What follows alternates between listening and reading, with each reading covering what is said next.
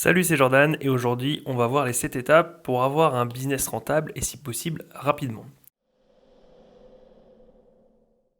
Alors, si jamais tu as voulu te lancer dans les business en ligne pour devenir libre, mais que tu ne sais pas trop comment faire, ou même si tu as déjà un business et que tu es aux prémices, que tu ne sais pas encore, tu n'as pas encore réussi à tout mettre en place, je vais te donner 7 étapes clés pour t'aider et avoir un business rentable le plus rapidement possible. Alors, si tu vas sûrement en connaître quelques-unes si tu es déjà dans le métier, mais peut-être qu'il y en a une ou deux que tu vas découvrir et ça pourrait te faire un déclic et pourquoi pas te permettre justement de passer à l'étape suivante. C'est peut-être ça qui va te suffire pour décoller.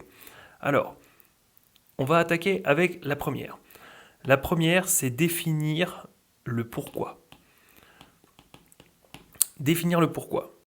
Alors, le pourquoi, ça peut être pour deux choses. Le pourquoi pour toi et le pourquoi pour ton client. Alors, pour toi, on va commencer par là.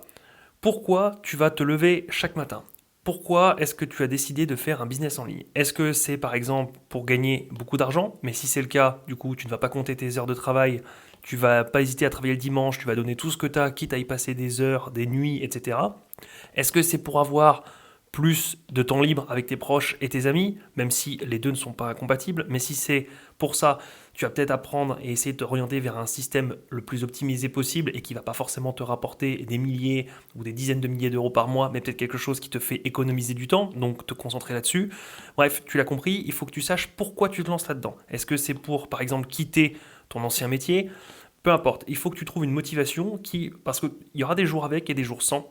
Et les jours sans, tu devras absolument te rappeler un de ces critères-là. Alors tu peux avoir les tiens, ici je t'en ai donné trois, c'est un exemple, mais pour justement réussir à surmonter et aussi pour avoir l'axe général pour savoir vers quoi tu t'orientes. Il est évident que si tu pars vers l'amélioration de ton temps, d'avoir plus de temps parce que ton métier actuel te mange beaucoup trop de temps ou tu veux profiter de tes proches, tu vas pas t'orienter vers un système qui te demande énormément de temps, quitte à sacrifier un peu d'euros, un peu d'argent pour gagner moins à la fin du mois. Donc tu m'as compris, c'est une des questions et c'est très bête à se poser parce qu'on se dit c'est évident, je le sais, mais on ne le sait pas forcément toujours. Donc note-le sur un papier ou note-toi la question pourquoi. Mets deux, trois idées comme ça et finis par en choisir une seule, même si on sait très bien que ce ne sera pas la seule. Tu peux vouloir et gagner du temps pour voir tes proches et gagner de l'argent. Mais si tu devais en choisir une seule qui sera en tête de liste, tu verras que ça pourrait te surprendre. Et en deux, le pourquoi pour ton client. C'est le pourquoi tu lui proposes ça. Qu'est-ce que tu as à lui proposer? Quelle est l'offre?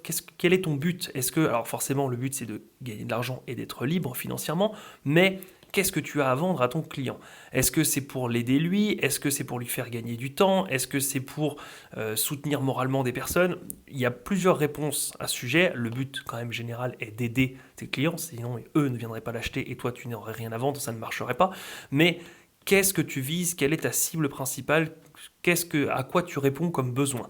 Si tu arrives à répondre à cette question, ça te donnera également une logique, une démarche à suivre. Parce que si tu dis, moi je veux vendre un produit, moi je veux faire fortune, moi je veux créer une boîte, mais je ne sais pas encore ce que je vais créer, ni à qui je vais l'offrir, ni pourquoi, et ben tu as un gros problème parce que tu n'as même pas de business plan, tu n'as même pas le début d'un nombre de business plans, puisque tout repose sur le fait que tu veux créer quelque chose, mais tu ne sais pas pourquoi. Et on ne part jamais comme ça, même si on ne nous apprend pas ça à l'école ou même dans les films ou ce que tu veux, mais il faut toujours définir un pourquoi et seulement ensuite, par exemple, répondre à un besoin, aider les gens à gagner de l'argent, les créateurs de contenu à vivre de leur contenu.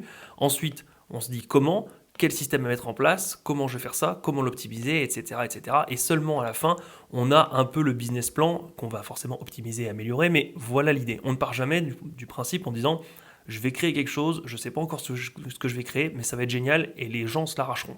Ça ne marche pas comme ça. Donc ton pourquoi doit vraiment être défini dès le début. C'est même la base. Sans ça, tu ne peux absolument pas créer de business. Quel qu'il soit, ça ne marchera pas. On va maintenant passer au deuxième point, qui est de trouver un domaine rentable. Alors pourquoi un domaine rentable?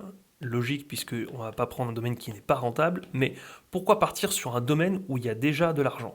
Tout simplement parce que souvent, quand on veut créer une boîte, au tout début, quand on n'a pas d'expérience, quand on est jeune, on se dit je vais révolutionner, voir un truc nouveau, un truc qui n'a jamais eu lieu, quelque chose qui va vraiment changer le monde.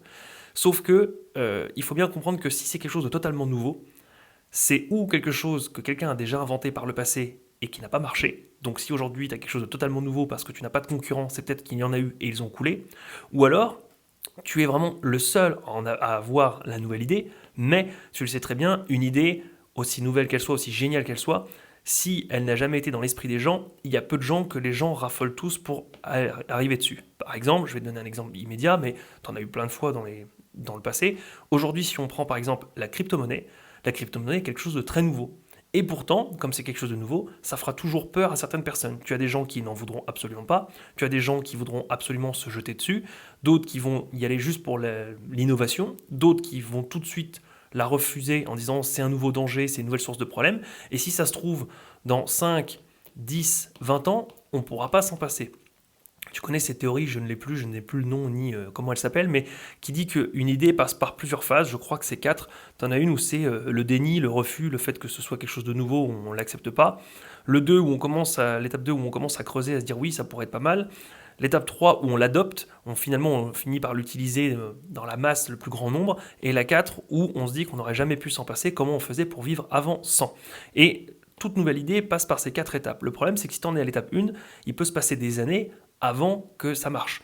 Par exemple, quand on est passé des calèches aux voitures, tout le monde ne s'est pas mis à acheter des voitures instantanément, tout simplement parce que c'était cher, parce qu'il fallait comprendre le système, il fallait ne pas en avoir peur, etc. De la même manière qu'aujourd'hui, tu as la crypto-monnaie qui se situe par exemple ici, et il faudra peut-être 3, 4, 5 ans avant que ce soit populaire, et peut-être encore 5 ans de plus pour que finalement une grande partie des gens en achètent. Donc, trouver un domaine déjà rentable et déjà populaire peut te permettre de immédiatement décoller et d'avoir aussi une masse de clients qui est déjà là. Puisque si tu as un gros domaine avec plein de gens ici qui sont déjà dedans et qui ont déjà ce problème-là, prenons par exemple un truc qui existe depuis la nuit des temps, le surpoids, donc la volonté de se remettre au sport ou de faire un régime ou quoi que ce soit ou de se maintenir en forme, tu as forcément une masse infinie de clients qui sont là, qui sont prêts à t'acheter ton produit si évidemment il leur correspond. Mais tu fais face à déjà un panier de clients potentiels. Si tu es par exemple aujourd'hui dans la crypto-monnaie, ça correspond peut-être à ce truc-là. Et se battre ici au lieu d'ici, c'est quand même un peu dommage, même si ce n'est pas le seul critère à prendre en compte, parce qu'évidemment s'il y a moins de clients, il y a aussi moins de concurrents, mais c'est quand même quelque chose au début pour se lancer, il faut éviter de partir vers la niche ici, vers l'idée de l'innovation absolue, mais plutôt partir sur un domaine déjà rentable et déjà populaire. En 3, tu dois faire un investissement, mais pas n'importe lequel, investis en toi. Apprends, apprends et apprends. C'est tout ce que je peux te dire. Il faut que tu domines ton sujet. Si tu fais du business en ligne, il faut que tu domines ton sujet, tout simplement parce que si tu vends du coup des produits numériques, il y a de grandes chances que tu vendes de l'information, quelle qu'elle soit.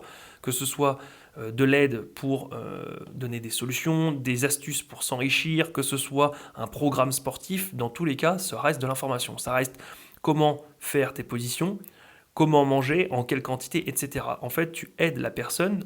Une personne qui a un métier traditionnel pourrait très bien le faire. Par exemple ici, un coach sportif ou un médecin ou peu importe, je ne sais pas moi, un diététicien par exemple, peu importe.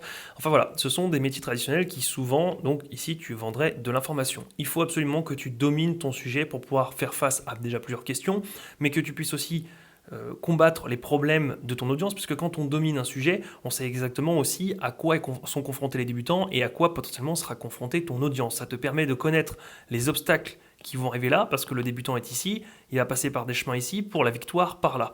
Et forcément, ici, il aura des embûches là, là et là. Et si tu domines le sujet et que toi, tu as toi-même vécu ce travail-là, et que tu es allé jusqu'ici et que tu as réussi à surmonter, tu seras plus à même d'aider ton audience aussi à résoudre ces problèmes-là, là et là. En 4, il faut que tu sois différent. Alors, ça peut être un peu contradictoire avec ce qu'on a vu au-dessus, mais justement, si tu prends un énorme domaine, un domaine rentable, un domaine populaire, il y a fort à parier que tu aies beaucoup de clients, mais également beaucoup de concurrents.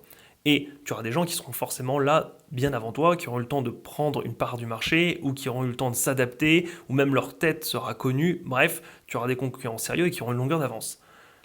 Si tu veux vraiment réussir, il faut être différent, c'est ce qui peut vraiment t'aider. On le sait bien, on ne peut pas plaire à tout le monde, et du coup forcément ça s'applique à tes concurrents aussi. Donc si tes concurrents sont là, tu as forcément ici des gens qui ne sont pas allés chez eux tout simplement parce que leur tête ne leur faisait pas, leur explication ne leur allait pas, ils trouvaient que c'était trop long, trop pompeux, que la personne se prenait trop pour un expert, peu importe. Et donc ce sont des gens qui potentiellement peuvent aller chez toi puisqu'ils sont toujours convaincus par le domaine, ils veulent par exemple toujours maigrir, mais où ils ont essayé ces produits-là et ne sont pas convaincus, ou juste ils n'ont pas essayé et ne veulent pas aller plus loin parce que à cause de la personne ou peu importe ce que c'est.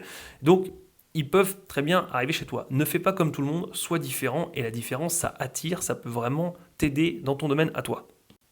En 5, créer une offre rapidement. Alors je vais mettre rapidement une offre. Créer une offre rapidement, tout simplement parce qu'au début, pareil, on se dit, tiens, je vais me mettre ici, je vais démarrer, je vais commencer à faire sur les réseaux sociaux, à divulguer mon message, à monter, et une fois que j'aurai une audience assez suffisante, je vais commencer à proposer des produits ici et là. Et c'est une très mauvaise chose, même si c'est logique en soi, mais c'est une très mauvaise chose parce que ici, là, tu pourrais déjà avoir des gens qui veulent t'acheter des choses, et c'est quand même dommage de ne pas leur vendre. Je vais te raconter une histoire, j'utilise souvent dans mes exemples, je ne sais plus de qui elle n'est pas de moi, enfin je l'ai légèrement adaptée, mais à la base elle n'est pas de moi. Tu pourras rechercher, je te le mettrai en description si jamais je la retrouve.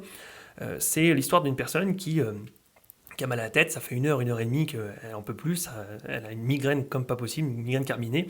Et du coup, elle arrive à la pharmacie, elle se présente, elle explique son problème, et le pharmacien lui explique à quoi ça peut être dû les maux de tête, qu'il faut boire de l'eau, que chez certaines personnes ça peut être ci, ça peut être chronique, etc., etc. Et toi, tout ce que tu veux, c'est avoir ton Doliprane ou je sais pas, ton Efferalgan, peu importe ce que c'est, pour ne plus avoir mal à la tête. Tu lui dis, je voudrais un médicament, donnez-moi le médicament. Et le pharmacien te répond, non, non, désolé, aujourd'hui c'est juste du contenu gratuit, on n'a rien à vendre, c'est demain, si vous voulez acheter quelque chose, des médicaments, il faudra revenir demain et les acheter. Donc la morale de cette histoire, c'est que tu vois, il y aura toujours un client, ça peut être toi dans le cas présent, qui sera ici et qui voudra t'acheter ton produit, tout simplement parce que ou il a déjà testé d'autres personnes et il vient de te découvrir, il aime beaucoup, ça matche beaucoup avec toi, ou tout simplement parce que lui a de l'argent et qu'il s'en fiche que tu sois nouveau ou pas, il est prêt à perdre, à mettre en risque son argent, mais il veut ta solution immédiatement, ou ce sont des gens qui n'ont par exemple pas le temps non plus et qui veulent tester directement ton option. Donc toujours avoir une offre, quitte à ce qu'elle ne soit pas parfaite, mais tu l'amélioreras après dans le temps, mais il faut au moins proposer une offre dès le début et continuer à faire grimper son audience, et si tu veux, tu en feras une deuxième bien mieux plus tard, ou même tu reprendras celle-ci que tu referas et que tu amélioreras plus tard, mais ne pas proposer une offre rapide, c'est une erreur, parce que si tu veux devenir indépendant rapidement, il faut forcément vendre, et pour vendre, il faut avoir une offre. Donc c'est vraiment quelque chose de très logique là, dans ce sens-là, mais les débutants se font tous avoir, ils préfèrent d'abord faire leur audience et avoir une grande cote de popularité, et seulement une fois qu'ils auront beaucoup de monde, proposer un produit à vendre et immédiatement décoller et faire un chiffre d'affaires phénoménal.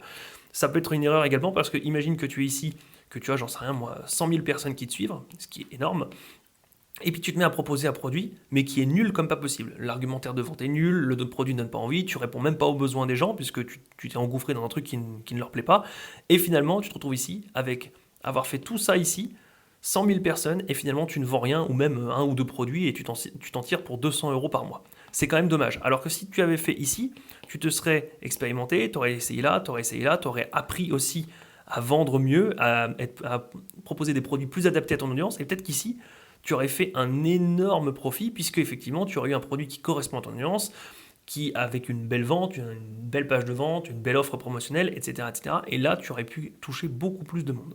Voilà. En 6, je te conseille de créer le système qui va autour. Si tu es dans les business en ligne, tu as le gros avantage de faire des produits numériques. Et l'avantage du produit numérique, puisque c'est ici le but d'envoyer des gens par là pour vendre le produit, pour finalement gagner de l'argent. Évidemment, en parallèle, le but est pour eux de les aider, mais ça c'est leur gagne-pain, enfin leur plus-value à eux. Toi ici, c'est de gagner de l'argent pour être indépendant, etc., etc. Sur Internet, tu peux automatiser pas mal de choses. Donc le but est de bâtir un système. Il ne faut pas à chaque fois aller sur les réseaux sociaux, essayer de se construire une audience et puis de dire aux gens, s'il vous plaît, tous les jours de les contacter un par un et de les envoyer par ici sur ton produit. Aujourd'hui, tu peux par exemple publier des vidéos sur YouTube, proposer des vidéos sur Instagram, proposer aux gens de s'abonner ou à un canal chez toi, un canal Telegram, peu importe, une liste email, tu le connais. Et du coup, le but est de bâtir tout ce système-là pour les envoyer ici. Donc tu comprends bien que là, si tu commences à faire ce truc-là, ça c'est un système. Il est relativement simple, mais c'est un système quand même. Et donc, il faut que tu bâtisses un système. Avoir des vidéos qui se propagent sur le net, qui envoient des gens dans un canal un peu plus privé pour ensuite leur proposer une offre promotionnelle, et évidemment, quelques-uns d'entre eux vont l'acheter, un faible pourcentage, mais quand même, pour générer de l'argent. Tout ça, c'est un système. Et tu dois absolument en bâtir un si jamais tu veux réussir à générer de l'argent en continu et surtout sur le long terme. Et ensuite, on en vient à la 7e et dernière étape, qui est finalement l'optimisation. L'optimisation. Une fois que tu as bâti ce système, qui est en je ne sais pas combien d'étapes et qui n'est pas forcément aussi linéaire, qui peut être pyramidal, qui peut renvoyer par ici, par là, peu importe, et qui ici fait comme ça. Tu peux optimiser en éliminant les freins, en automatisant certaines parties, etc. Il y a beaucoup trop de gens, comme je l'ai dit tout à l'heure, qui veulent construire d'abord le système parfait, qui font leur truc, et qui ensuite commencent seulement à vendre. Le but est de vendre dès le début, puis avec des coûts d'optimisation, tu arriveras finalement à optimiser peu à peu une partie du système, ou à changer de fournisseur pour, je sais pas, un certain outil, ou peu importe, et tu optimiseras comme ça. Le gros avantage de d'abord faire et ensuite optimiser est que tu vas peut-être devenir indépendant dès le début. Peut-être que tu vas décoller rapidement, tu auras beaucoup de travail, mais ici tu arriveras par exemple à 2 000 € par mois, ce qui te permettra de quitter ton ancien travail, et ensuite tu te mettras à optimiser. Beaucoup trop de gens veulent tout optimiser dès le début, et seulement ensuite ils commencent à décoller quand ils vendent leur premier produit pour atteindre la barre symbolique des 2 000 €, et enfin ils peuvent quitter leur travail.